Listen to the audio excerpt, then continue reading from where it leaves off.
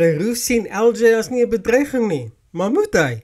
Tracy maak 'n besluit wat Tertius se hart breek en Ad is bekommerd oor Letitia se gesondheid. Hey almal, dis Jock en jy kyk na TV-praatjies. Kom ons spring sommer dadelik weg. Maandag 10 November. Eis is gedwing om Tertius te vertel wat Tracy gesê het. Ek het nogal gedink dat Tracy anders teenoor Tertius gaan optree. Ons weet egter dat Reinhard Hugo binnelanders vir so rukkie gaan verlaat. Hy het dit al in Augustus op sosiale media aangekondig. So wat beteken dat dinge tussen hom en Tracy heel waarskynlik nie gaan uitwerk nie. Leroux vra vir LJ raad oor hoe om vir Louis te beïndruk. Weet nie of dit ooit sal gebeur nie.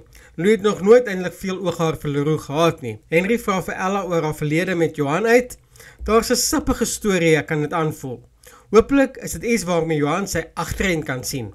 Hoeveel mense het al probeer om die kosters onder te kry en hulle kon dit nooit reg kry nie. Dinsdag 11 November. Leroux beweer dat LJ geen bedreiging is vir hom nie. Ek weet nie so mooi daarvan nie. LJ was Talia se eerste liefde. Ek vir een dink nie dis heeltemal verby tussen Talia en LJ nie. Is jy span Leroux of span LJ? Laat weet my in die kommentaar. Tracy maak amper kontak met Tertius, maar besluit daarteen. En Annetjie trap binne in Delia se struik. Woensdag 12 November. Tracy maak 'n besluit wat Tertius se hart breek.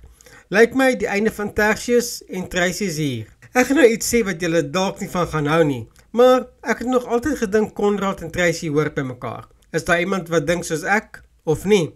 Laat weet my in die kommentaar. Leroux het vroeër in die week gedink dat LJ nie 'n bedreiging is vir hom nie, maar dit lyk nie of hulle die strydpil gaan begrawe nie. Delia het ook die hef in die hand, want sy dwing Amor om iets te doen wat onomkeerbaar is.